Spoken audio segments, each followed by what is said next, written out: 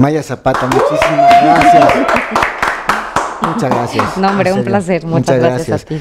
Gracias por recibirme en tu casa, en serio. Un placer. Te agradezco mucho. Un placer. Maya, tu nombre es hermoso. Desde ahí comenzamos, ¿no? ¿Quién te lo puso? Mi mamá. ¿Sí? ¿Y Sí. por qué? ¿Le gustó mucho la idea de lo que significa? ¿Tenía? A ella le gustaba por dos razones. Uno, primero porque significaba ilusión y desde su significado más simple es que ella tenía mucho la ilusión de tener una hija. Ah, ya. Entonces por eso me puso Maya. Y la otra es que ella después se puso a investigar qué significaba ilusión. Ajá. En náhuatl significa planta de la luna y en la versión india es ilusión, ¿no? Significa ilusión, que es lo contrario del nirvana. Entonces, ella dice que me lo puso para recordarme que hay muchas cosas que nos engañan con su hermosura y que no hay que creer en ellas. Ah, qué lindo. Y cuando te enteraste, tú preguntaste, ¿no? Mami, ¿por qué me pusiste Maya? Sí, por supuesto, porque además todo el mundo me lo preguntaba. Claro. ¿Y te gustó siempre tu nombre? Siempre. ¿O te fuiste enamorando? Porque pasa.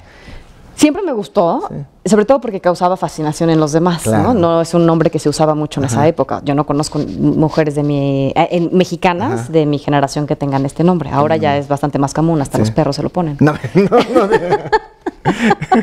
Es verdad, No, yo pero- camino por el parque y todo el tiempo me están llamando y estoy volteando No, como pero- estúpida. Pero es un nombre hermoso. Es un nombre muy bonito, efectivamente. ¿Y qué te decían de cariño? Tus amigos en colegio y todo. Bueno, no tenía muchos amigos en el colegio, ¿Por qué? porque era actriz. O sea, era difícil. Sí, era diferente. Era Entonces, diferente. claro, ellos no sabían entender mucho eso, yo tampoco. Nunca fui una niña muy extrovertida, Ajá. ¿no? Siempre fui más bien una niña... Raro, ¿no? O sea, porque uno pensaría, ¿no? Que en la actuación Ajá. tienes que O sea, sí comerte el hay muchos mundo. más colegas míos que son mucho más extrovertidos que yo. Yo tengo que agarrar confianza para ser extrovertida, Ajá. todavía hoy, ¿no? Hoy me lo sé hacer mucho mejor, pero cuando mi naturaleza no es esa, ¿no? Ah, Mi ya. naturaleza es irme para adentro. Y la gente no entiende, ¿no? No, porque ellos pensaban que era grosera o que era, no puedo decir la palabra, Claro. la grosería. Pero sí, lo traducían a una especie de petulancia que pues Ajá. no era, ¿no? Pues cuando eres Bueno, una chiquita, pues no es como que, o sea, para mí ser actriz no tenía ningún significado superior a los demás, para nada es que pensara eso. ¿Y te enamoraste tú de ser actriz desde tan chiquita? O sea, ¿realmente te fascinó? ¿O fue Sí. algo que te cayó y dije, bueno, esta es mi... No, para mí ser actriz. Además, deja tú, ni siquiera sabía esa palabra, que era actriz. Claro. Para mí era un juego, era estar dentro de un universo muy distinto al que conocía y del que me enamoré profundamente, ¿no? O sea, imagínate que mi primer película fue El Tres de Copas, que era una película de época, y ya de entrada lo que sucede y lo que ves en un set es una cosa que te sorprende mucho, ¿no? Y después cuando hice Gringo Viejo, pues fue una película enorme, que fueron muchos meses de filmación. Estuvimos fuera de la ciudad, no me acuerdo exactamente en dónde fue, pero mi mamá seguro se acuerda. Sí, claro. La que Pero lo era, sufrió sí, pero llevándola. era por ahí de Hidalgo, por ahí. Ajá. Y había muchísimos caballos y había muchísima gente vestida de otra época. Entonces, claro que es como un juego de niños, Sí. nada más que en una versión magnificada, ¿no? Entonces, Pero ahora, y tengo que preguntártelo, ¿no? Porque tu carrera fue muy correcta, ¿no? Y se habla mucho esto, ¿no? Que los niños que viven en el medio, que luego se desfasan y todo, pero es así, el medio te consume. ¿Cómo lo viviste tú? Porque Pues depende, porque- creciste tal cual, ¿no? sí, tenía una mamá que es muy, muy, muy estricta. Ajá. Y no solamente lo era conmigo, sino era con todo mi entorno. Era una mamá que me cuidaba muchísimo. Entonces, claro, conforme fui creciendo, esto tuvo que modificarse eventualmente, pero mi transición de la niñez a la adultez ya estuvo muy cerquita. Entonces, siempre me daba los mejores consejos y estaba ahí como súper pendiente de que las elecciones que tomara fueran las correctas. Después tuve que equivocarme varias veces para darme cuenta de que mi mamá tenía razón, cosa que me chocaba. Da rabia, Que ¿no? fuera así, pero tenía razón. Pero bueno, es parte también para crecer uno necesita darse golpes, ¿no? Y ahí Solito. cuando estabas ya en la adolescencia, dijiste, no, yo no quiero estar en esto es una No, cárcel, me yo- voy. no, y me o vuelvo hippie en París, no sé. No, para nada. Yo también, o sea, exploré otras posibilidades. De hecho, me metí a estudiar antropología social. Duré solamente un año. Siempre he tenido muchos problemas con la autoridad, ¿no? Y que me digan lo que tengo que hacer y cómo tengo que pensar me causaba mucho conflicto. Y era una cosa, ¿no? En la academia, ¿no? En las universidades, pues de eso se trata justamente, de aprender muchísimos datos y parecer muy inteligente. Y a mí me chocaba. Me encanta lo de parecer muy inteligente. Pues para ser aceptado y pertenecer a un grupo, ¿me entiendes? Sí. Y entonces, claro, yo estudié antropología, estaba como con los sociólogos, con los antropólogos de todas las antropologías, etcétera, etcétera. Entonces, claro, había una intención de ser muy intelectuales y así, bien padre. Bueno, y a mí no me gustaba tanto. Y también colocarte pantalones de aguayo sí, se llama, guarache. De colorcitos, ponerte hippies, rastas, o sea, obviamente. Exacto, el morralito. Sí. Que, o sea, había una parte de eso que a mí me gustaba. Yo crecí, mis papás se conocieron en la danza conchera. Y en la danza la tradición es ir a las distintas iglesias de las ciudades, digamos, sagradas de México. Y te recibían las personas de allí, te daban de comer ellos, y había como toda una tradición muy bonita alrededor de la danza, ¿no? Porque era una especie de servicio espiritual al pueblo donde íbamos. Entonces, claro, yo tenía como esta experiencia, que fue la razón por la que quería yo estudiar esos pueblos a mayor profundidad. Pero claro, ya cuando estuve allí y vi que obviamente también eso era parte del tema, pero todo el proceso había que parecer muy inteligente todo el tiempo. Dije, no hay manera. Y muchas reglas también, y muchas cosas. Oye, es raro de que no te guste, digamos, la autoridad como tal, porque en un set de televisión y de cine, o sea, hay una autoridad muy fuerte, ¿no? Y se dice lo que el director... No, allá no. Pero y a mí tampoco me tocaron esos directores. De hecho, jamás me gustó trabajar con... O sea, obviamente que escuchaba en mi época, esa fue la razón por la que no estudié teatro.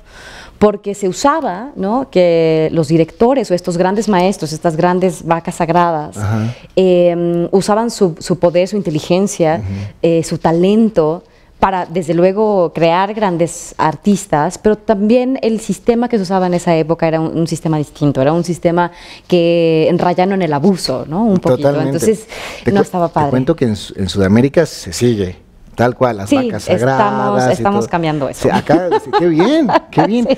Pero tú hablaste de algo muy bonito, ¿no? Somos una generación que hemos vivido prácticamente un antes y un después. O sea, hay un corte extraordinario generacional donde nos acordamos de nuestros papás o lo que vivíamos en esa época, de lo que era salir a las calles, o sea, o comer cositas raras, lo bonito, y ahora como que ya no hay nada de eso. No, ahora pizza, tenemos una relación con un teléfono tal cual, muy importante, que nos limita de un montón de cosas. Ahora también nos da un montón de información a la que antes no teníamos acceso, por ejemplo. Y que eso nos hace crecer el mundo de cierta manera, pero también crea una dependencia con un aparatito que en nuestra época no conocía. Nosotros vivimos en la época en donde en las carreteras viajábamos contando los coches, cantando, aprendiéndote las placas de los coches, tal cual. Viéndole forma a las nubes, o sea, en fin, una serie de cosas que por supuesto eran maneras mucho más sencillas, mucho más sutiles de divertirse, y que nos hacían estar en contacto no con un telefonito, no con un aparatito de ese tamaño, sino con el entorno que era tan bello, que podíamos encontrar la belleza en eso. En todo lado, ¿no? Sí. ¿Y en el cine se nota este cambio en la nueva generación? Totalmente. Sí. Y además no tengo posibilidad de no reaccionar como viejita de 80 cuando me hablas del cine de antes. Parezco. Porque porque claro, yo me crecí con el cine de antes, donde no había una 226 y donde era muy difícil hacer una película. Creo que la 226 definitiva, la 189, perdón, que ahora ya cambió de nombre hace muchísimos años, pero yo me quedo en el antepasado. Claro, es una bendición porque se pueden hacer muchas películas y está increíble eventualmente poder crear una industria. Pero se perdió un poco de ese espíritu que había antes, ¿no? Era tan difícil hacer una película que comenzado por el director, el guionista, el equipo que comenzaba a gestarla, tenía una relación muy distinta, mucho más profunda, mucho más entregada. Era muy probable que hicieras tenías la oportunidad de hacer una sola película en tu vida, ¿no? Era tan difícil, sí. Era una batalla tan tremendamente campal que era imposible que ese pensamiento no pasara por tu cabeza. Claro, ¿no? Entonces, claro, cuando estabas allí y tenías la oportunidad de hacer tu película, estabas dando todo por lograrlo. Claro, y se notaba, ¿no? O sea, y se notaba, por supuesto. Era la fuerza, incluso sí. La misma energía tal vez que la película transmitía, ¿no? Totalmente. Ahora, yo creo que hay muchísimas películas maravillosas que se han hecho a lo largo del tiempo de la historia del cine mexicano. La época de la Calle, Amores Perros, Perfume de Violetas, sí. Fue una época maravillosa que se le llamó el nuevo, después de que ya se le había nombrado nuevo, dorada, plateada, nuevo, novísimo sí. cine Sí. mexicano.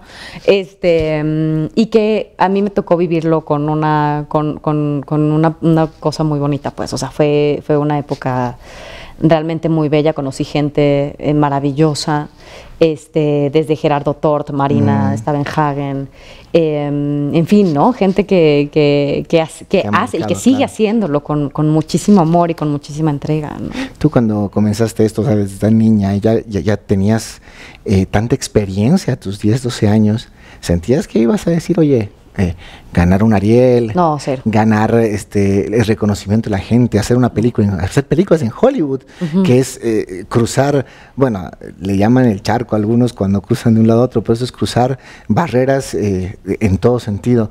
Sí. ¿Tú lo veías así o dijiste no? No, de hecho yo nunca me imaginé que siendo grande iba a continuar siendo actriz. Mi mamá me decía que era un hobby, ¿no? Y que así tenía que verlo, así tenía que mirarlo, como si fuera un juego que eventualmente se iba a acabar. Y yo me iba a dedicar a hacer una cosa de gente de bien. Ok, de gente. ¿Por qué? O sea, también pasa eso, ¿no? Es que también es creo como el futbolista en el hombre, ¿no? Totalmente. O sea, el futbolista no quiere que su hijo sea futbolista. Sí. Sí. Bueno, mi mamá además hablaba pues por experiencia propia. Mi mamá es una mujer muy bella. Con rasgos étnicos que en algún momento la limitaron para hacer personajes diversos, ¿no? Que eso fue algo que a mí me tocó romper con todas las ganas que eso me implicaba, porque justamente lo había visto a través de mi mamá. Y yo lo que no quería es que un color de piel o un fenotipo fuera una razón para limitarte, al contrario. Y eso es lo que he hecho con mis personajes, que no hay ningún rasgo físico que pueda limitarte para hacer lo que tú quieres. Y justamente de sus personajes vamos a hablar ahora, porque en la siguiente pausa y en el siguiente bloque vamos a hablar de los personajes que hiciste e interpretaste, ¿no? Oye, ¿a cuál más difícil? ¿A cuál más complicado? Y lo más importante, ¿no? ¿A cuál más perfectamente interpretado? Vamos a una pausa y luego volvemos y hablamos de tanto de tu set. Hay mucho que hablar. Pausa y volvemos.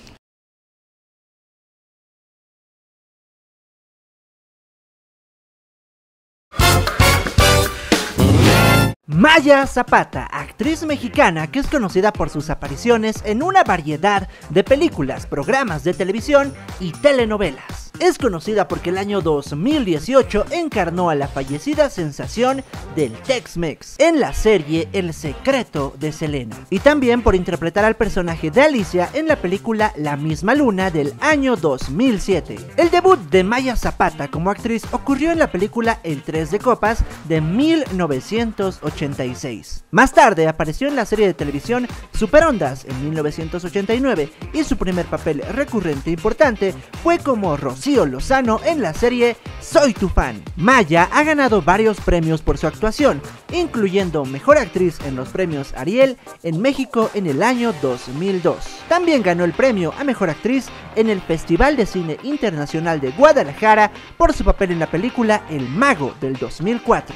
Es protagonista de cintas como De la Calle del año 2001 y Morirse en Domingo del año 2007, por las que fue galardonada con el Ariel y la Diosa de Plata respectivamente como Mejor Actriz. Además de Casi Divas del 2008, La misma luna del 2008, Border Town del 2008, actuando junto a Antonio Banderas. En televisión ha participado en Ellas son la alegría del hogar bajo la producción de Eugenio Derbez, la serie Tiempo Final y Cadabra de Fox Telecolombia. compartiendo créditos con Damián Alcázar y Joaquín Cosío.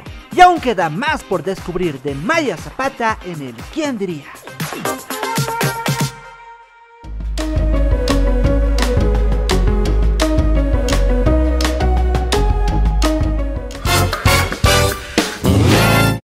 Seguimos con más. Maya está con nosotros, en serio. ¿Te dicen Mayita? Maya, No, no me gusta que me digan Mayita. ¿No? Entonces, perdón. No te preocupes. Maya, así. Maya, Maya, tal cual. Algo de cariño. Alguien te debe decir algo. Maya, te quiero mucho. Maya, te quiero mucho. Eso puede ser de Hashtag, cariño. Maya, te quiero mucho. Perfecto. Pero Mayita no. ¿No? ¿Te gusta? He escuchado que te gusta practicar, como que, ¿no? ¿Artes marciales? No, box. Box, sí. Sí, hice muchos años CrossFit y ahora estoy haciendo box. Box. Una mujer tan delicada, así haciendo box. Sí, los contrastes siempre son muy bonitos, ¿no te ¿Pero parece? qué necesidad de pegar al del frente? Bueno, es muy lindo el box, es realmente Sí, muy digo, fácil. no, nunca he peleado con nadie. Claro. O sea, hasta mi entrenador al que le pego con ganas, pero en serio. De todo. ¿Y qué tal la técnica? ¿Bien? ¿Da? Sí. ¿Sí? Sí, es porque los brazos obviamente se afinan y todo eso, ¿no? Sí, no hago tantas veces, hago 3 veces por semana, así que no pasa nada. Bueno, hace mucho, ¿no? 3 veces por semana. Ya estás. ¿Y cuánto tiempo vas con este? No sé, ¿un año? Un año. O un poco más a lo mejor, sí. Y bueno, y eso te ayuda a canalizar seguramente la energía y seguir. Sí, sobre lo haces todo- también como deporte en vez del gimnasio, digamos, ¿no? Sí, por supuesto. O sea, Sí. además hago ejercicio funcional, que es también es una manera muy bonita de ejercitarse. Pero sí, me gusta el box porque es una manera de canalizar la energía y obviamente jamás lo usaría Obvio. para golpear a alguien, ni mucho menos, A ¿no? menos que se lo merezca. Gana. Pero hay algunas veces que cuando tienes ganas, Tienes ganas. vas al box y le pegas muchísimo a las cositas que están Sí. para eso. Puedes imprimir el rostro, ¿no? Sí. Es una forma de Exacto, canalizar. es una forma de canalizar.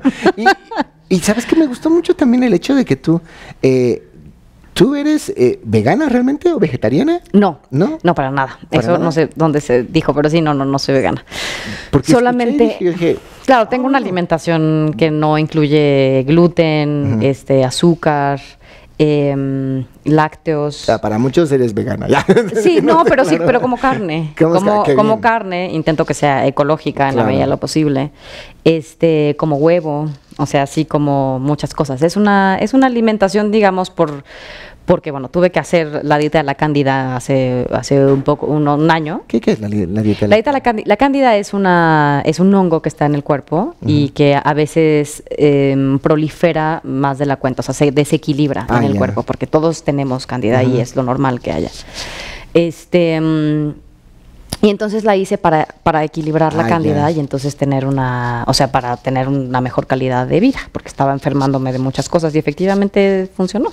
No, te pregunto eso porque dices, se ve hermosa, ¿no?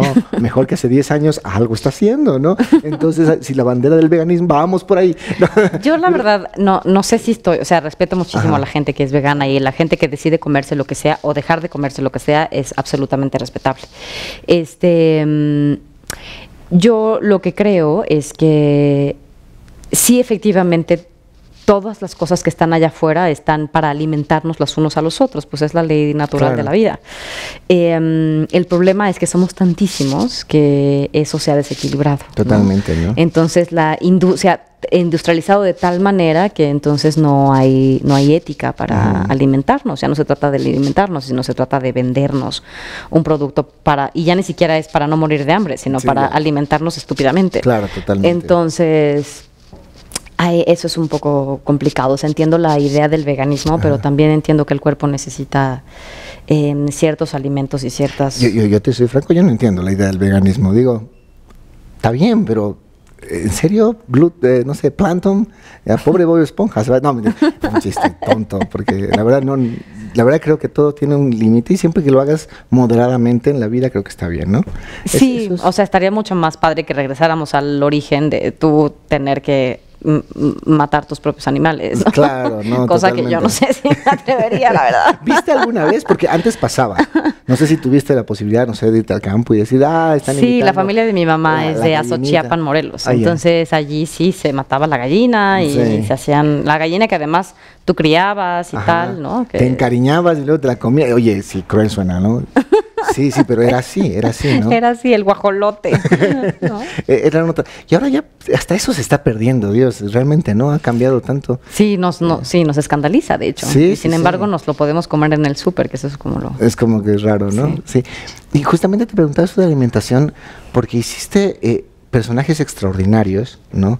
Donde también obviamente tú cambiaste, tienes que cambiar un poco Sí. las facetas físicas y seguramente viene con esto. Esto es un trabajo muy duro, ¿no? Sí, de hecho, hace muchos años, cuando tenía como 20 y tantitos, tuve que engordar para una película. Entonces subí 10 kilos y la película no se hacía y yo estaba con 10 kilos arriba.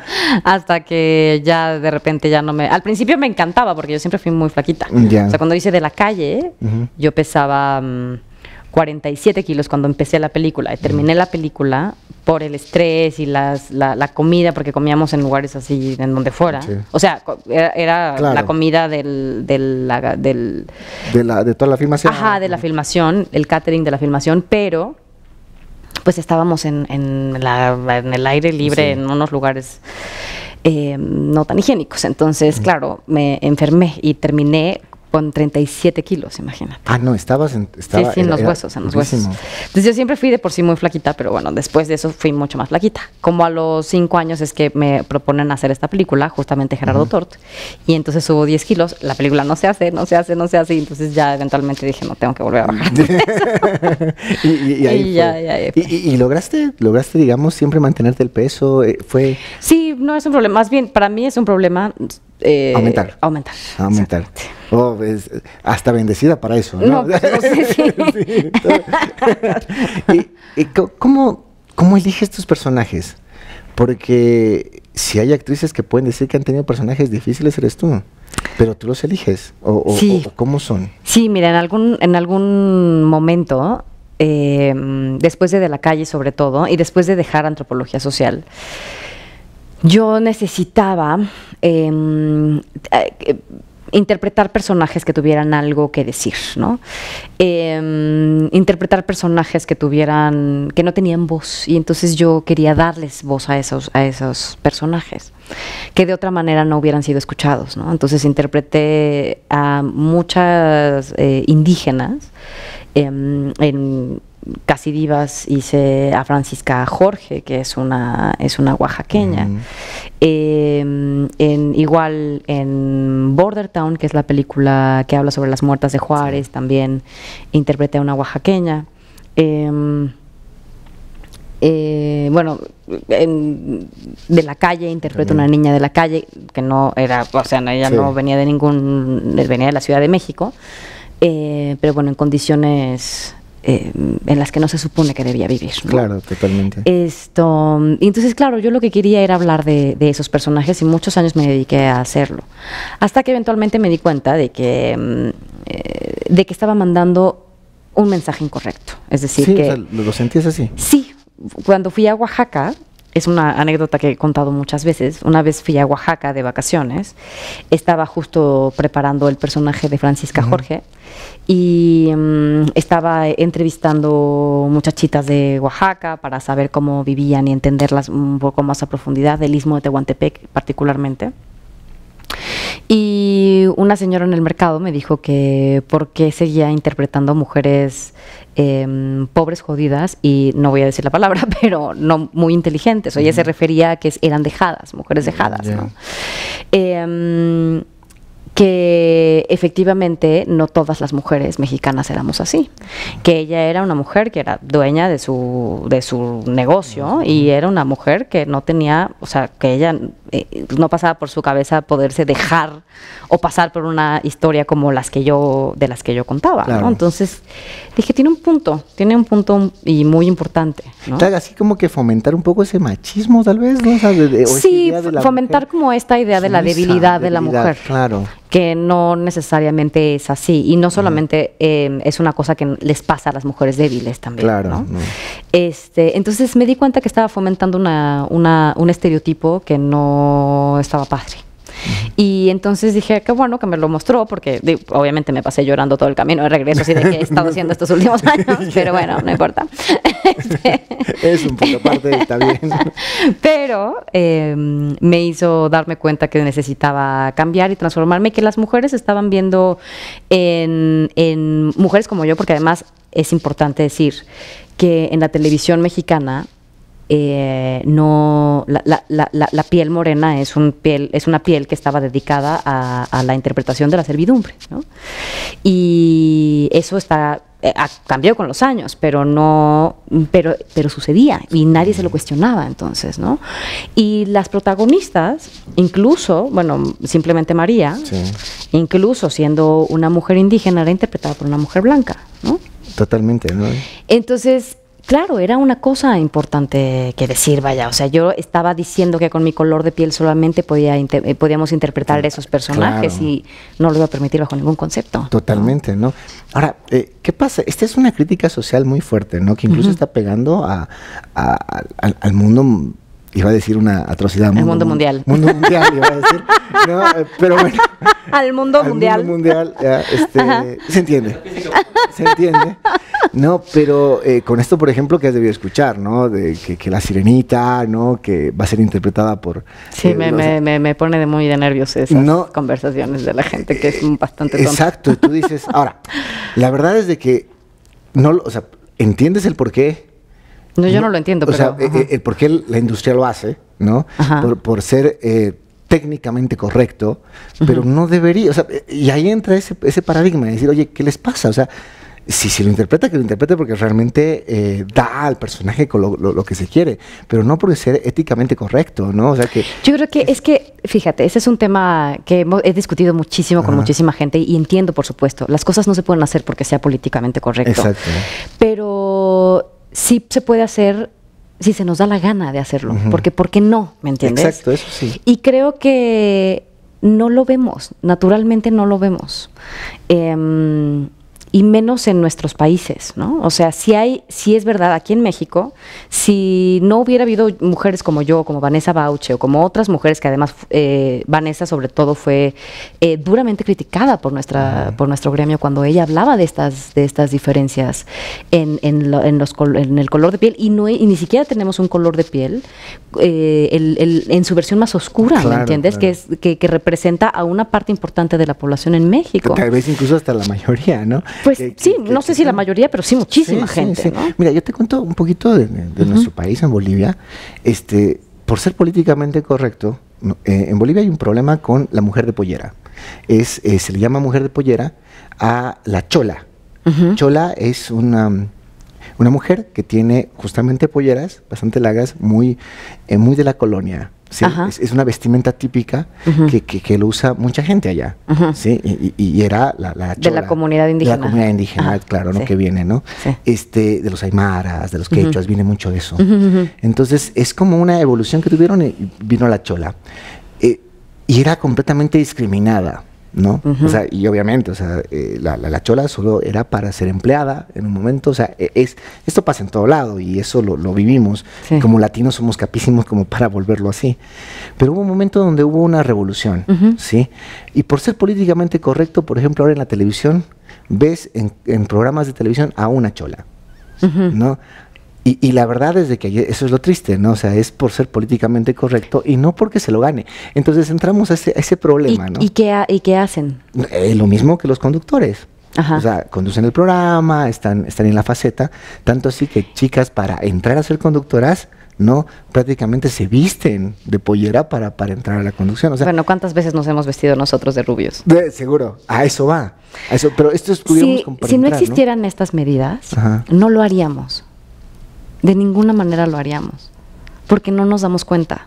Me encantaría que no existieran, ¿no? Sí, también como el movimiento feminista. Por supuesto que yo no comulgo con muchas de las... Sobre todo no comulgo con el coraje, y como muchas de las mujeres que somos feministas o que nos autonombramos feministas. En contra de mi voluntad me autonombro feminista, porque me encantaría no hacerlo. Claro. Me encantaría que no existiera el terreno para autonombrarme feminista. Me encantaría nombrarme igualista, que también soy, por supuesto. Tal cual, ¿no? Que de eso se trata. Humanista, que también soy, por supuesto, ¿no? Y es eso. Pero para llegar a ese lugar necesitamos hacer consciente que no estamos ahí. Y necesitamos verlo. Por eso, claro, no recibimos bien que alguien venga y nos diga, bueno, tenemos que cumplir con esta cuota de étnica, ¿no? Pero nunca dijimos nada ni nos opusimos cuando la cuota étnica era al revés. Al revés, claro. No. Nadie dijo nada nunca. Cierto. ¿Y por qué ahora nos estamos quejando cuando nos imponen? Cuando también nos la impusieron, solo que no nos dijeron que nos la estábamos imponiendo. O simplemente nos las comimos y no las cuestionamos nunca. O nos gustó, digamos, ¿no? ¿Por qué nos gustó? Porque en el fondo hay un rechazo nos dijeron que esto nosotros, no estaba bien. Sí. Y es bellísimo esto, como tener la piel roja, verde, morada, azul, violeta, del color que sea. Totalmente. Es el tuyo, es el que tienes, con el que naciste. ¿Cómo? Es increíble, ¿no? Tenemos 5,000 kilómetros, creo, de costa a costa y tenemos los mismos problemas los latinos y somos nosotros mismos. No solamente nosotros, ¿no? también es una cosa humana. Es natural discriminar y entender que estamos buscando todo el tiempo nuestra sensación de superioridad, ¿no? Porque esa sensación de superioridad pareciera que te provee de una seguridad que no se puede romper con nada, ¿no? Sí. Y que tú y los tuyos entonces pertenecen a un grupo al que nadie puede tocar, aunque eso nunca fue cierto. Sí. Si tú te metes a ver a la historia, los reyes, ¿cuántos reyes fueron derrocados o cuántas reinas fueron, les cortaron la cabeza y acabaron en condiciones terribles? ¿Me entiendes? O sea, no existe tal cosa como la seguridad. No existe tal cosa como la superioridad. No existe tal cosa. Hoy podemos vislumbrarlo un poquito mejor. No estamos ahí todavía. Todavía encuentro mucha gente muy inteligente con las que tengo conversaciones de este tema, ¿no? De por qué está bien tener una cuota étnica en el teatro, como sucede en Londres, en las películas como sucede en Estados Unidos, en la televisión como sucede en Bolivia, y ahora en México, que no sabemos cómo está sucediendo porque no lo tenemos muy claro, pero bueno, hay una luchita ahí, ¿no? Todos en México me hablan eso, me dicen, sí, estamos cambiando, no sabemos cómo. No sabemos cómo, sí, porque efectivamente no hay leyes que nos impongan tener a una representante de la comunidad indígena conduciendo un programa. Mira, y nos encantaría. No, pero qué lindo verlo así, porque mira, la verdad yo no estoy a favor de este tipo de imposiciones. Yo tampoco, pero me encantaría que no hubiera razón para tenerlas. Tal vez es la única manera de que pase. Sí. En Bolivia había la imposición de que el 50% de los postulantes a la política sean mujeres. O sea, así, obligatorio. Sí, ni modo, hasta que no sea una cosa natural. Necesitamos trabajar en ello. Yo sé que a mí también me choca. Pero me encantaría que no fuera así. ¿Me entiendes? Sí, ahora, por supuesto, hay una cosa de, pues sí, pero nada más por ser mujer y entonces el talento y no sé qué. Sí, pero entonces, ¿cómo se desarrolla también? ¿No? Sí. Es una discusión que estamos teniendo y que está perfecto tener. Obviamente, en situaciones cordiales siempre. Siempre. Fundamental. Entendiendo que la diferencia es el principio del crecimiento. Entonces, entendiendo que todos pensamos distinto, podemos sumar cada uno nuestro entendimiento y llegar, ojalá, eventualmente a una mayoría que piense por lo menos en favor de todo el mundo, ¿no? Me tomé la libertad de hablar eso contigo porque noté que tú tienes posiciones muy fuertes y realmente tú eres una mujer muy fuerte también, valga la redundancia, en esos temas y te impones en eso. Y la pregunta en el medio como tal, ¿existe la diferencia entre el actor y la actriz? O sea, ¿existe, digamos, el hecho del actor que viene acá y la actriz, o la actriz y el actor? No, pues hay una cosa de personalidad que, o sea, si viene el actor y no es un actor que tiene una personalidad que se hace chiquita, pues es el actor. Es el actor. Claro, y viene una actriz que tiene una personalidad, ¿no? Pues es la actriz, ¿no? Sí. Eso yo creo que más los bien egos, son características humanas, ¿no? Sí, es verdad que el problema viene a la hora de las ofertas laborales, ¿no? Hay personajes mucho más complejos.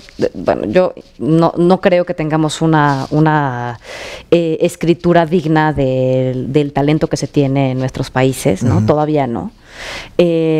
para contar historias, esas historias con las que te identificas y que te transforman, que te inspiran. Todavía siento que no estamos allí porque estamos todavía muy contaminados por las telenovelas, pero estamos en el camino de cambiarlo. Eso sí, de manera muy clara, ¿no? Telenovelas, no. No, Sí, no, sí, porque es la simplificación de todo. de Sí, todo, sí, de sí. la estereotipación de algo que no somos en realidad. Todos los seres humanos somos únicos, no, e irrepetibles, y además somos sumamente complejos, todos. Todos. Que quede claro que yo daría muchas cosas por actuar en una novela, pero no está bien. No. No está bien. No está, es que es cierto. Bueno, no sé si está bien o no, o sea, no, porque o sea, vaya, que la gente haga lo que quiera, claro, la gente vea lo que quiera, pero ¿me entiendes? a lo que produce, ¿no? Y es muy cierto. O sea, es no, demasiado banal el hecho. Sí, no, o sea, no quiero hacer un juicio moral del tema, sino quiero hacer una reflexión. Una reflexión con respecto al tema, ¿no? Claro, que es necesaria. Que es fundamental. Sí. O sea, nosotros, gracias a Netflix, es que hemos tenido que revolucionar nuestra televisión y tenido que revolucionar nuestra manera de contar nuestras historias.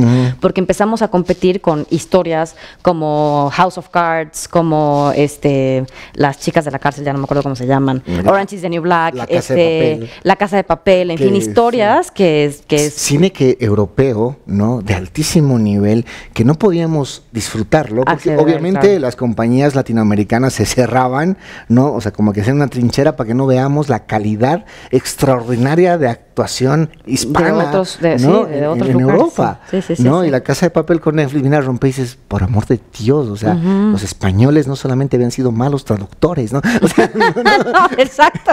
Tal cual, ¿no? Malos lectores del lectores, libro, ¿no? ¿cómo se dice? Los que doblajes, sí, ¿no? los que doblan los libros también, que son horribles. Sí, ¿no? Sí. Cierto. Sí, no, totalmente de acuerdo. Creo que eso nos ha tenido que transformar para luchar con lo que está sucediendo en el mundo también. Pero tú ya estabas en eso, porque hiciste series, mira, Cadabra. Sí, yo empecé a hacer series cuando todavía no se usaba hacer series. Sí, por supuesto. Y Cadabra que en algún punto cuando leías el libro, uy, mi mamá me va a reñir con esto. Estoy poniendo en duda todo lo que he aprendido en la catequesis. Exacto, totalmente. No, sí. Que esa es una de las razones por las que lo hice. Bueno. Pero claro, o sea, siento que volviendo al tema de los hombres y las mujeres, todavía hay historias. Hay mucho más historias en donde hay mayor oferta de trabajo para los hombres, con personajes muchísimo más complejos, que no dependen, que no giran alrededor de los hijos, de la casa, del amor, ¿no? Hacen parte de su universo, pero nada más. Pero su objetivo es otro, ¿no? Objetivos que van mucho más allá de la familia, de la casa y el amor, que van en función de dejar una huella en el mundo. Claro, ideologías. Totalmente. Claro. Y las mujeres, no, los personajes femeninos, además de ser menos en cantidad, son personajes chatos, son personajes planos, sencillitos, que van en función de la sexualidad, la sensualidad, que giran alrededor de un hombre, los hijos y el amor. Y se acabó. Entonces, claro, es un poco difícil. Todavía, ¿no? Todavía es como... Sí, entonces ahora veo como unas ganas de romper los paradigmas, aunque no sé cuáles son las razones, creo que son más bien por seguir una ola de tendencia. Entonces veo a muchos guionistas, hombres, escribiendo historias de mujeres, haciéndolo muy mal. Es que no lo entienden también, ¿no? Pues es que la verdad... No, porque lo piensan desde la cabeza, claro, no desde la experiencia. Exacto. Porque todavía no terminamos de entender quiénes somos, cómo queremos contar nuestras historias, ¿sabes? Somos animales muy complejos, todos. No somos más complejos que ustedes y nosotros no somos más complejos. No es una cosa de género, es una cosa de humanidad. Somos tan complejos, ¿no? Que hasta, bueno, y está todo muy bien, la comunidad LGBT ya está aumentando letras, ¿no? Ya no es GLBT, ahora es no, o sea, ya le aumento, somos complicados, pero está bien. Pero la idea es que nos entendamos, sí, ¿no? Sí. Y que, bueno, pues nos aceptemos, que creo que ese es el problema, ¿no? Sí, porque no entendemos la diferencia. La diferencia nos implica una amenaza que nos quita nuestra seguridad, que no existe, pero nos la quita. Y para terminar este bloque, ¿hubo algún libreto que dijiste, y esto sí está? O sea, que vos misma dije, uy, es fuerte, y cuando lo viste dijiste, no sé cómo lo hice, o sea, te desconociste tal vez tú en el papel, diciendo, uy, no pensé que era tan fuerte, digamos, la repercusión. Hablo, por ejemplo, de Cadabra, porque para mí, Cadabra fue una serie que en su momento creo, ahora hubiese causado una repercusión brutal. Creo que en ese momento fue un choque como que nadie lo entendió muy bien, diciendo que... No entendió de qué iba la serie. No, no, o sea, como que... No, pero ahora yo creo que por cómo se están dando las cosas era un choque ante esa revolución que se estaba dando ya, ¿no? Sí, pues mira, no sé, ¿no? Nunca he tenido como esa experiencia, me encantaría, por supuesto. Pero creo que tiene que ver con esto que te digo, o sea... No lo he visto ni siquiera en personajes interpretados por otras colegas mías. Okay. En México. Sí lo he visto en otros países, pero no lo he visto en México. No, y creo que tenemos, o sea, sí es una industria que nos queda mucho a deber al talento, hombres y mujeres, de este país y de nuestros países. O sea, sí hay un talento, porque además tenemos una experiencia humana, tenemos una conexión con el dolor, con una serie de cosas que nos han hecho crecer y ser artistas mucho más sensibles, mucho más complejos. Claro. Y en el teatro lo veo, y veo unas interpretaciones maravillosas. No las veo en la televisión, no porque mis compañeros estén mal y no sepan hacerlo, es que todavía no sabemos contar las historias así como con esa, ¿no? Con esa profundidad, con ese nivel de detalle, pero tú lo vas a hacer. Y el día que lo hagas, esas estoy. Y en el momento en el que te veas, dices, esto me lo dijo un boliviano, no me acuerdo su nombre, pero me lo dijo, lo logré. Al volver a la pausa tenemos que hablar de lo que se viene, ¿no? Papeles difíciles, seguro, controversiales, ni qué decir. Se viene con Selena y esto se está cocinando muy fuerte, que me cuentes un poquito. Y tenemos una pequeña dinámica que creo que les va a encantar. Sí, vamos a una pausa y volvemos.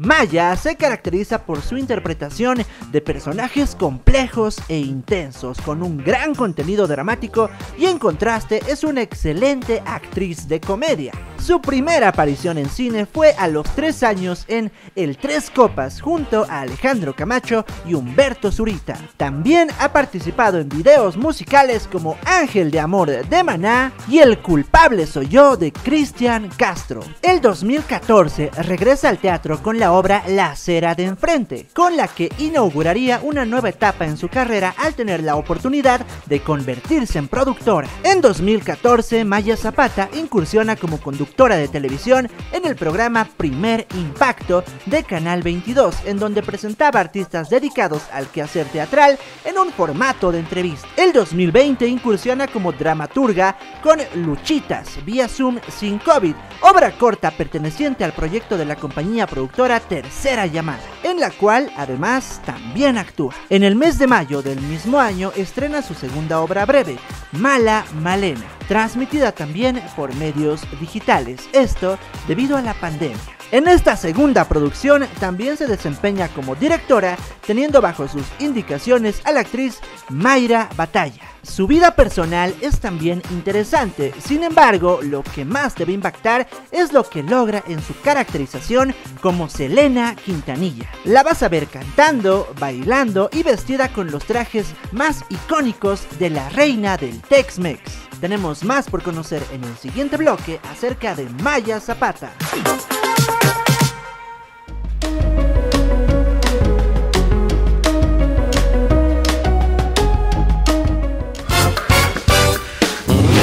Seguimos con más. Maya Zapata con nosotros. Es increíble. Muchísimas gracias. Yo también aplaudo.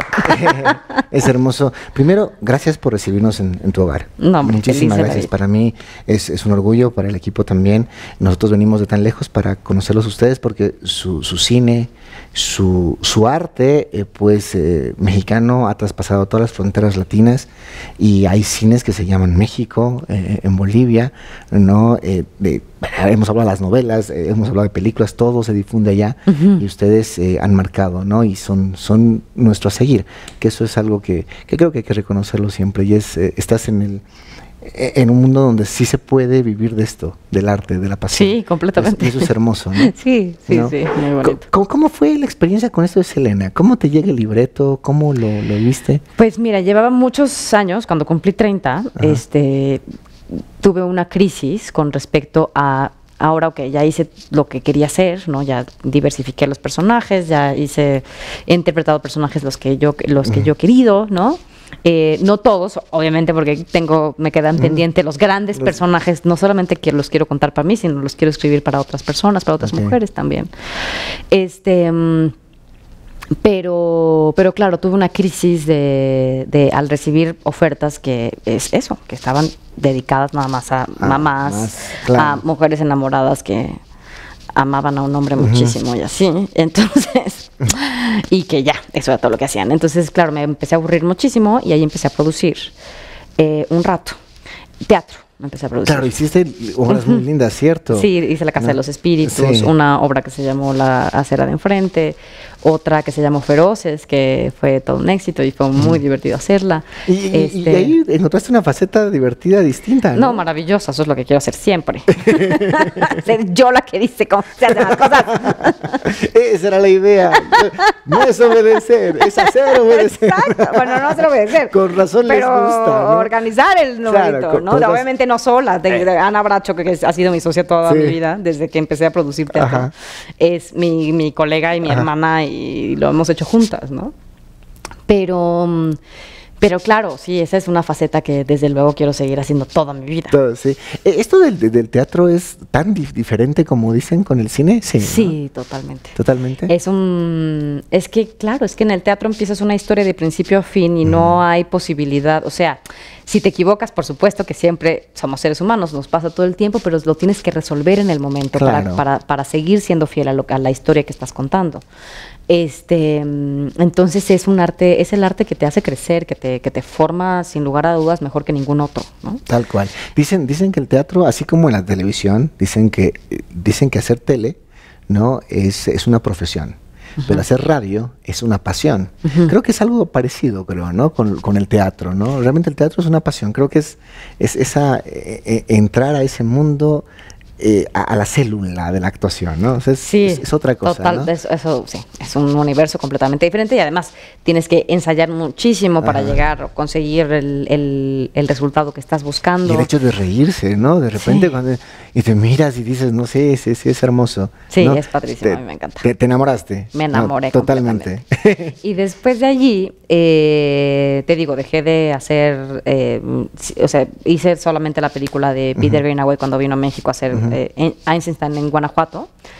Y conduciste un programa de televisión también. Conduje un programa de teatro justamente, sí. que se llama Primer Acto. ¿Qué tal te fue con la conducción? Entré un poquito en pánico, porque claro, no es lo mismo presentarte frente al mundo siendo otra persona o aparentando ser otra persona, a tener que enfrentarte a ti misma como eres. Claro. ¿No? Teniendo la batuta de que eso es lo que se va a decir en el programa. Entonces sí fue una cosa que me llenó de pánico, pero que fue un gran reto a superar y me encantó, lo disfruté muchísimo y también eventualmente lo voy a hacer nuevamente. ¿Sí? Ah, qué lindo, buenísimo. Sí.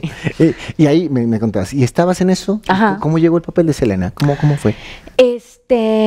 Bueno, entonces, claro, me habían propuesto varias cosas, me empezó a buscar BTF desde unos años antes a que sucediera Selena, y yo estaba un poco desencantada de la televisión, del cine que se estaba haciendo, entonces me alejé un poco de todos y las cosas que me proponían no me gustaban, entonces, bueno, después de un rato de varios nos, el Alejandro Imeta, que es el showrunner de BTF, me dijo que me mandó a preguntar qué personajes quería hacer, qué personajes quería interpretar, y me pareció una pregunta elegantísima.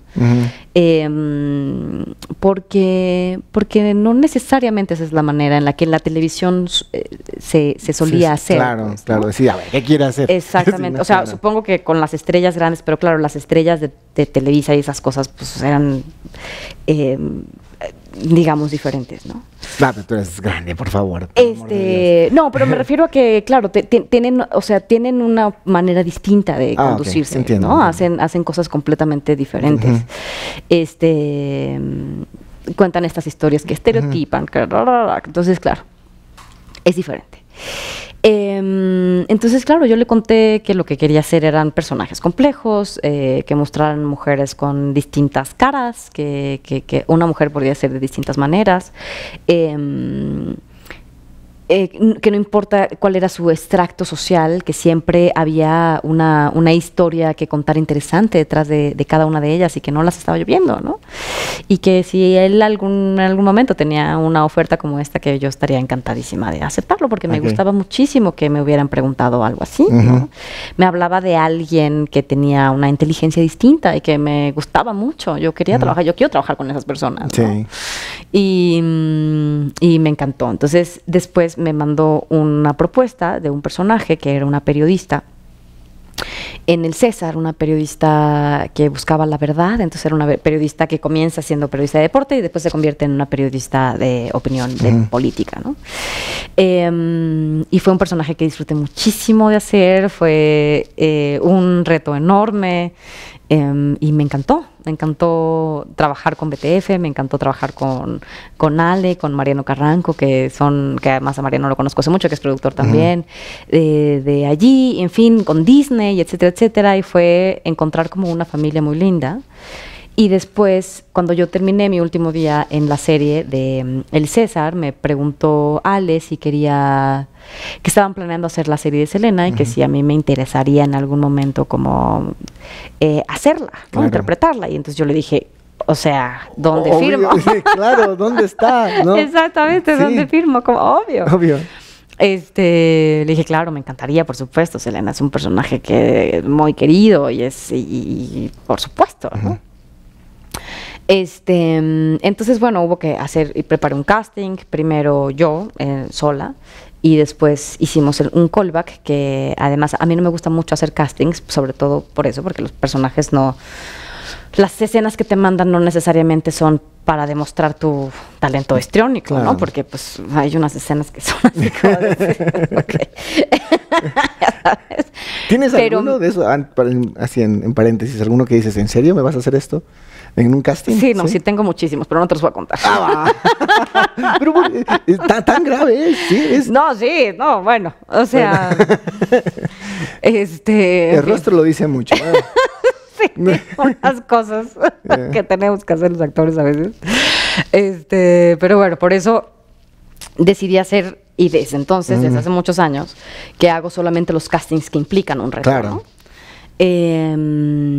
Entonces, este era un reto, sin lugar a dudas. Había que maquillarse, vestirse, aprenderse los bailes, las canciones, etc. Entonces fue hacer toda una investigación para un callback que yo estaba feliz de hacer. Claro. Solamente el callback era un reto. Si Totalmente. sucedía o no sucedía, me daba idéntico. Yo lo que estaba haciendo era algo para hacerme crecer a mí. Claro, ¿me totalmente. entiendes? Entonces, obviamente es un sí rotundo a todo el proceso. Y fue bellísimo. Hubo gente muy talentosa involucrada en este proceso. Y fue una experiencia bellísima de hacer. Y después, meses después, me dijeron que me habían elegido a mí y estuve muy contenta. Y fueron meses de investigar, de entender quién era Selena, porque claro, la serie se iba a tratar del asesinato, ¿no? O sea, Claro. de qué había pasado con estas dos mujeres que se hicieron grandes amigas y dos mujeres muy distintas que se hacen grandes amigas y cómo llegan a este terrible final. Claro, ¿no? Y una historia contada no tanto del lado de Selena, sino del otro lado también, ¿no? Sí, de varios aristas, ópticas, ¿no? ¿no? Sí, Exactamente, de la parte de Yolanda, de María Celeste, que es esta periodista que siguió el caso, y el personaje de Selena, y su familia, y su entorno. Entonces, claro que era para mí muchísimo más interesante, porque lo otro, la vida de Selena ya se había hecho. Sí. Lo que era interesante era contar esta parte de la historia que era incluso hasta necesario entrar Claro, allí, ¿no? claro. ¿Qué pasa con dos seres humanos que terminan en ese lugar? ¿No? ¿Qué es lo que siempre tiene que pasar? Porque nos cuentan siempre el estereotipo, ¿no? Marcando siempre una idea de... Un ideal, que no un es ideal, real. ¿no? Sí. Totalmente, ¿no? La estrella, la luna, Sí. el sol, ¿no? Y que todos somos obviamente que- entiendo la necesidad de hacer eso, ¿no? Obvio, claro. Porque pues nosotros, si tenemos a alguien que perdemos, ¿no? Que es alguien que amamos muchísimo, pues obviamente lo ponemos en un lugar Ujú. donde no queremos que nadie más lo vuelva a mover. No sé si aquí se usa, dicen que no hay muerto malo, ¿no? Sí, sí, Dicen, exactamente. no hay muerto malo. Hay que morir, te volviste bueno. Exactamente. Ya está, ¿no? Sí, sí. De por sí que además Ujú. Selena era un personaje que quería ser bueno siempre. Sí, y ¿no? ese fue un problema. Con tantos mitos, incluso su llegada acá a México, Ujú. sin saber nada de hablar en español, y solo cantaba bien en español. Sí. O sea, hay cosas extraordinarias, ¿no? Sí, sí, sí, un sí. México que quería hablar con ella y ella supuestamente no. Cosas que creo que son muy lindas para contar. Y ahí te dio el papel. ¿Y cómo fue todo ese momento ya de la filmación y todo lo que ya trabajaste? Pues fue todo un reto, o sea, sí, para mí era una gran responsabilidad interpretar este Ajá. personaje. Nunca me había tocado interpretar un personaje que existió y que además murió en esas condiciones. Ujú. Entonces, inmediatamente tiene un matiz distinto. Claro. Y tuve una relación muy diferente con este personaje, ¿no? Y muy especial. Es que no podías tú volverlo tuyo. O sea, tú tenías que volverte ella. O sea, es tal vez algo diferente, ¿no? O sea, es una Sí, persona que sí existió. Es una persona ¿no? que sí existió. Sí, es más bien efectivamente un viaje. Yo creo que el viaje de empatía más profundo que he tenido Claro. que hacer con otro personaje. Ujú. Porque cuando alguien existió, estás hablando de lo que le pasó a esa persona. Claro, ¿no? y su carácter, ¿no? Sí. Y entender su carácter, que puede ser muy distinto al tuyo, ¿no? Sí, Ajá. y también entender cuáles eran las cosas similares que yo siempre, y los actores, muchos actores lo decimos, y no es una cuestión metafísica, es una No es de antropólogos, ya. sí, no, o sea, sí. tampoco es una cuestión racional, pero Sí. es una manera de humana de Ah, ya. decirlo, pues, que los personajes te eligen. Te eligen, ¿no? Y claro, entonces yo tenía que entender por qué me estaba poniendo la vida en este lugar, ¿no? De Ok. interpretar a un personaje como Selena. Para mí, para ella. Porque pues siempre es en ambos sentidos, Sí. ¿no? Y claro, entendí muchas cosas. Para mí fue un regalo para darme cuenta de todas las cosas que implicó empezar a trabajar tan chiquitita, a los 6 años, teniendo una madre tan estricta, amorosa también, muy amorosa, pero muy estricta, que me preparó para ser la mejor siempre. Y entonces todo lo que eso significaba para mí es la razón por la que hoy tengo muchos problemas con la autoridad. Y no me soporto que me digan lo que tengo que hacer. Entonces, fue un gran espejo, pues, ¿no? En el que me pude ver y crecer. Y a la inversa, claro, cuando tú es un personaje, te brinda esa oportunidad, tú tienes esta sensación como de estar en deuda con él, ¿no? Entonces, claro, yo quería darle lo mejor de mí entendiendo las razones de por qué llegó allí, por qué se puso en ese lugar tan vulnerable y no vio lo que tenía que ver para evitar esa catástrofe. Ok. Uno de mis momentos favoritos es de la serie, justo por esta razón, entendiendo la esencia de Selena, que era una esencia maravillosa, que ella quería ser la mejor para todos, pero se olvidó de ser la mejor para sí misma claro. primero. Es esta escena en donde Yolanda está apuntándose y ella llega a quitarle la pistola, ¿no? Y se la baja. No le dice absolutamente nada, solo con ese gesto es una especie de redención, ¿no? Y creo que eso definía muy bien quién era ella. Esa era una mujer tan extraordinaria, tan llena de tantas virtudes, ¿no? No era casualidad que la gente la quisiera como la quería. Claro. Claro que si ella hoy estuviera aquí para decirnos, estoy segura que diría que perdona a Yolanda, desde luego. Totalmente, ¿no? Completamente. Completamente. Y además también era un ser humano que también Sí. se puede equivocar en muchas cosas. Y Sí, y un ser humano como Yolanda, con las También, complejidades claro. que tiene esa mujer, que fueron las que justamente... Justo llevaron a todo, ¿no? Pues sí, y que Selena no vio. O sea, Sí, las ¿no? vio y le conflictuaban muchísimo, pero jamás se imaginó, porque además Selena no veía la maldad en las personas. O no ese nivel de maldad. Y no hablo de maldad de esta mala de telenovela, cero. De los malos de Malolandia, cero. No tiene que ver con eso. La maldad que todos los seres humanos albergamos dentro de nosotros, que está en potencia ahí para ser despertado. Y, claro, y que, ¿no? y que basta como diría alguien, un mal día. detonador, un detonante para que Para que las eso cosas salga. salgan, Nuestra ¿no? oscuridad sale, a veces sale por mucho menos que eso, ¿no? Sí. O sea, entonces, por eso creo que ambas fueron un espejo maravilloso, y eso es lo que espero que sea con la gente. Un espejo muy bonito en donde podamos ver ambas partes de nosotros, ¿no? Nuestra oscuridad y nuestra luz. Y qué pasa cuando sentimos, mirando al personaje de Yolanda, cuando sentimos que todo eso en lo que basamos nuestra seguridad nos es arrebatado, ¿no? ¿Cómo hacemos con esto que nos sale, que se nos desborda y que no se puede controlar hasta que termina en una catástrofe? Claro, ¿no? Porque Y también desde la versión de Selena, como el intentar ser la mejor para todos, no necesariamente es lo mejor para uno, ¿no? Claro, y no dejándose llevar y tantas cosas que ella tuvo que aguantarse y tanto, ¿no? Sí. Porque vivía en un castillo, sí, pero cárcel al fin también, ¿no? Sí. No le dejaban salir, era complicado. Sí, era complicado, ¿no? efectivamente. Y lo entiendes también, porque alguna vez te pasó, seguro. Totalmente. ¿no? Mi mamá, yo lo dije muchas veces, me tenía en un castillo de cristal, ¿no? Donde estaba muy, muy segura aparentemente, pero también hay una sensación de vulnerabilidad al sentir que no puedes, que no eres capaz de ver el mundo con tus propios ojos y a través de tu propia experiencia, ¿no? Totalmente. Porque no te vaya a pasar nada y te vas a romper. Sí. ¿Cómo te va con esto de la comedia? Te escuché decir por ahí que te gusta, que te llama. Incluso hiciste un monólogo, ¿no? Estuviste en estos del teatro. Sí, los monólogos de la vagina. Exactamente. Y Feroces también era comedia. Eso, ¿no? Era tragicomedia. Era tragicomedia, sí. ¿no? ¿Y cómo te va con esto de este tipo de...? Me encanta. ¿Sí? Sí. Es que a veces pasa, ¿no? Dicen que hacer comedia es más difícil que hacer drama, ¿no? Porque es más difícil hacer reír que hacer llorar. Yo también estoy de acuerdo. ¿No? Hacer reír no es una cosa fácil. ¿No?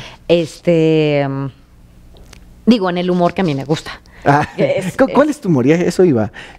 Para mí el humor es una cosa... no me gusta el humor de pastelazo, de ninguna manera. El humor simplecito. No, el inglés no te gusta, o sea, que se caiga, no. Porque ese es el humor inglés, ¿no? O sea, pues es que Mr. Bean, esa onda. no hay manera. No, pero esa versión de humor inglés, porque claro. el humor inglés, el refinado es una cosa deliciosa. Ya, ok. Y el buen humor, en donde lo pongas, funciona increíblemente. El humor inteligente, sin embargo, es el que más me gusta. Aquí tenemos teatro con un humor extraordinario, como Guerra, como La obra que sale mal, que soy fan y he ido 7 veces, o 8, o no sé cuántas. En fin, o sea, hay de humores a humores. Ese humor de donde comedia, te dicen algo y recién la noche, y recién te ríes, ¿no? Ese humor es el humor más inteligente, pues, el humor en donde nos vemos reflejados en nuestra propia torpeza, no el humor simplecito, efectista, que es como de vamos a hacer el chiste, ya sabes que va a funcionar. Sí, vamos a reírnos de que está chaparro y tiene panza. Sí, o sea, no me parece gracioso. En mi humor torpe, ya se está censurando. Ya me estoy censurando solito. Autocensura. En mi humor torpe, me tomé la libertad de escribir una escena eliminada, obviamente, de esta serie extraordinaria de Selena. Ok. Ya, y bueno, quiero darte la escena porque obviamente tienes que practicarla. Me dijeron que es así. Te cuento un poquito porque es una escena eliminada que era un encuentro de Selena en una grabación con su verdadero amor. Que es Freddy. Sí. Qué casualidades de la vida. Sí, no, son esas cosas que... Tú eras el verdadero secreto de Selena. Que permiten... Obviamente. Obvio. Ese humor, ya lo descubrimos. Es ese humor torpe y refinado. Pero bueno, ¿no? Esto pasó, es algo verídico de la vida de Selena, ¿ya? Que fue relatado por uno de los confidentes más íntimos que ella tuvo. No me digas. Freddy. No sé qué Freddy será. No, yo no soy el único Freddy, esa es la realidad. Entonces, ella está terminando de cantar. Ya se hace el... a ver, ¿cómo más o menos viene terminado? Está en una escena de grabación, está con el audífono, ¿no? Y obviamente ella sale y bueno, en un tono de buscando el aprecio de Freddy, entra ahí, ¿no? ¿Cómo sería? Yo, obviamente, da la casualidad, puedo interpretar a Freddy. Ok. ¿No? A ver. No, ya sé. Vamos a hacer lo siguiente. Tú vas a ser Selena y yo voy a ser Freddy. Me gusta. Ok. Buenísimo. A ver, Selena. Me gusta bien. Va. A ver. Tienes que hacer la voz como de Selena.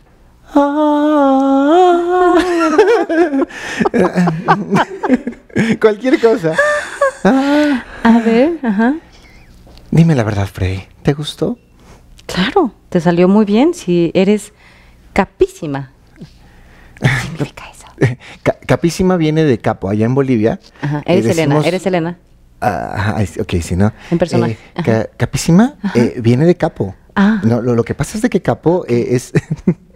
me va a salir un fresa. Lo que es que ella no era fresa, creo que hablaba en inglés. No, lo que pasa es de que capo viene de campeón. O sea, viene de que es muy bueno. No, creo que acá es capo, viene de otra cosa, ¿no? Pero bueno, pero allá te... Tantito distinto, casi. No, poquito. Pero allá de capo te van a entender, no te preocupes. Ok, perfecto. ¿No? Pero no siento que te agrade. No, claro que sí, me gusta mucho lo que haces. Lo estás haciendo divinamente. Pero es que no me ves cuando te canto, no me miras. Por ejemplo, digo, como la flor, con tanto amor, me diste tú. No te rías. ¿No? Nadie se rió, por supuesto. Vete, hasta te ríes. Eso no se vale. No. Es que me acordé de cuando mi abuelita me cantaba por las noches y hubo una anécdota chistosa. Pero por eso me reía, nada más. Ok. Nada personal. Nada, sí. ¿Pero te gusta? Me encanta. Lo haces maravillosamente. Libreto. Así. ¿Ves? Es la razón por la que no los uso. Hago lo que me da la gana. O sea, en el teatro 3 horas. No, en el teatro no. Pero vamos al punto. Hay un gran actor allá en Bolivia, se llama David Santalla, a ver si lo puedes googlear, es un capísimo. Y él dice con la voz, dice, lo importante es la idea. Mientras entiendas la idea, vas a ir. Tiene un poquito de razón. Sí, ¿no? Okay. No, es que lo tienes en la sangre. Ya, Freddy, basta. Tú sabes lo que siento. Selena, por favor, cálmate. Tienes esposo, es mi mejor amigo, juntos aprendimos a tocar el bajo. Pero tú sabes que él lo aprendió a tocar bien. Y tú lo sabes. Sí, pero nos van a acosar los medios, Selena. Y yo soy un simple conductor de TV Bolivia. ¿De TV en Bolivia? En Bolivia. Oye, ahí me quemé solo, ¿no? Yo lo sé. Tú eres amor prohibido. No empieces, por favor, para. Mi corazón no puede pertenecerte. Yo soy un hombre muy decente que no puede hacer esas cosas. Siempre supe que eras cobarde. No te rías, Freddy, no te rías. Okay. Tú sabes que es mi corazón. Discúlpame. Pero no soy un cobarde, soy un muchacho nada más. Soy ese hombre que te conquistó sin quererlo, no sé cómo te conquisté. Pero soy el del apartamento 512. Ahí está. Maya Zapata con nosotros, es increíble. Muchas gracias, me lo dio la vuelta. Gracias, en serio, no, hombre, te agradezco muchísimo. Espero te hayas divertido. Muchísimo. Muchas gracias. Muchas gracias a ti. Las puertas para nosotros de Bolivia siempre abiertas. Tienes que darte un paseíto. Sí. Ahí cuando vayas, el Salar de Uyuni te espera. Sí. No, tienen un montón de lugares que tengo que conocer. Y ve a la Ciudad Maravilla, a La Paz. Ajá. Es una de las 7 ciudades maravilla del mundo, donde te va a cantar y te va a fascinar. Y bueno, tienes ahí amigos que te van a esperar, que te admiran mucho. Y Muchas gracias. y tú eres invitada siempre. Muchísimas gracias. Gracias. Te tengo un presente, por favor, que lo tengo acá. Ok. Y te lo voy a ir mostrando un poquito. Esto está en el Botiquín Mundial. Ok. Bolivia tiene el orgullo de tener a este ungüento que está considerado que tiene que ser uno de los medicamentos que tiene que estar en el botiquín de todo el mundo. A Sí, ver. y obviamente tiene la patente y todo, y es hecho 100% en Bolivia, y es boliviano tal cual, y es para todo, así, tal cual. Si estás resfriada, si tienes un Ándale. golpe, tiene para todo, es algo muy lindo. Obviamente que hay tutoriales para abrir la cajita. Sí, ya me imagino que yo necesito un tutorial de eso. Sí, porque es bastante lindo, pero aquí hay una que es la presentación de la primera que hubo en el mundo, que fue esta, y esta sí se puede abrir más fácil. Ándale, sí, mira qué padre. que es esto es tiene casi Ay, 100 qué años. rico. Casi 100 años de trayectoria, y como te digo, es algo que es bien boliviano y que queríamos dártelo. Ay, me encantan las cremitas. Ya, y es muy lindo. Y también hay otras versiones aquí. También algo de nosotros, es una linda Ay, llamita, ya una llama. las llamitas, si lo gustas, lo puedes abrir. Es un arte muy bonito. Ay, qué ¿no? cosa más bonita. Ay, qué cosa más bonita. y te agradezco, es algo que nos identifica mucho, sobre todo al occidente, ¿no? Ay, Y- qué linda. Y espero que esto también te guste. Casi no nos dejan entrar, y me hubieses visto en tal vez en los reportajes de las noticias como Detenido por- un capo versión Mexicana. ya, pero son licores hechos en Bolivia. Ay, Ya qué de rico. Industrias El Viejo Roble, allá en Bolivia, es un licor de coca. Ajá. Ya la coca sagrada, que nosotros la defendemos mucho, ¿no? Desgraciadamente ha habido otros que la han vuelto otra cosa, Ujú. pero es así. Y obviamente también otro estilo, que Espíritu de coca. espíritu de coca, que es un aguardiente. Ok. Es muy parecido al tequila, pero de Ok. coca, y de la quinoa, que nosotros también la producimos. Ay. Entonces son licores que Ay, qué belleza. son muy deliciosos. Espero que los pruebes. No, claro que No, y los tengas no, ahí, no, quizá. no el mismo día. No el porque mismo día. Ahí te encargo. pero es algo nuestro, y te agradezco Ahí sí me mucho. pongo muy dicharachera, ya verás. Ya, muchas gracias por recibirme. Hombre, muchísimas gracias, Sí, Freddy. y te Un traigo. placer. Muchas Un gracias. placer. Gracias, mándale un saludo por favor a toda Bolivia. A toda la gente de Bolivia, con todo mi amor, les mando muchísimos besos. Espero muy pronto estar en su país, me encantaría. Y nada, los quiero. ¡Mua! No, una pausa y volvemos. ¿Qué entrevista, señores?